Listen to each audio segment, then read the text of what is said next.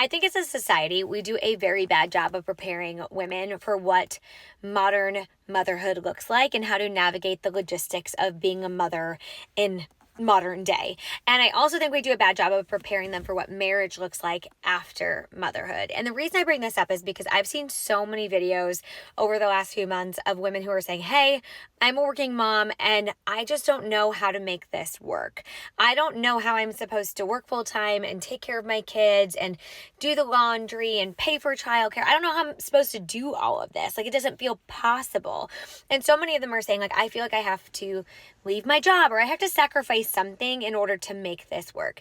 And I find it so interesting because we don't see dads having these conversations. And the reason we don't see dads having this conversation is because moms oftentimes are the default parent. And I think that happens very quickly because oftentimes women take maternity leave, men don't take maternity leave, and it puts mom in a position of being the default caregiver. And so by default, she's expected to go to the doctor's appointments, for example, on maternity leave.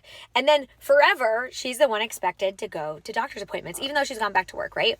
And it's so interesting because a lot of these women who are having these conversations are women with amazing careers, they're high earners, and they're wondering how to make it work. And I actually talked to a woman last week who's like, I couldn't make it work, so I became a consultant. And what I've seen oftentimes is that there's this massive gap in support systemically. We don't have affordable childcare. We don't have adequate paid leave. We don't have flexible work environments. We don't have workplace hours that accommodate school hours.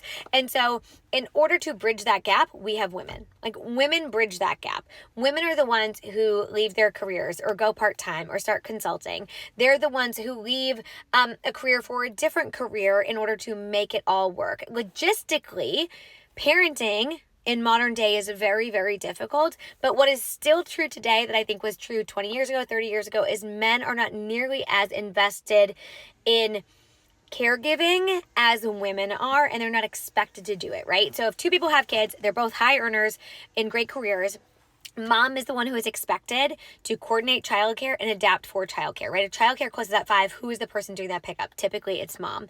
And women are the ones who are constantly adjusting and adapting to make parenthood work. And men oftentimes are the ones who are stuck more in that like rigid identity, which is like, I'm a provider. And so therefore I have to focus on work and I'm the one who works long hours and I'm the one who travels.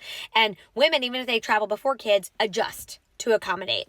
And so it's no wonder so many women are saying this doesn't work. Like, it's not surprising to me because women are the ones bridging the gap between the lack of structure and infrastructure and support for families. And so I think we do a really bad job. We prepare women for breastfeeding and we prepare them for baby-led weaning and we prepare them for all these things, and we never prepare them for what the logistics will look like of navigating career, family, and marriage.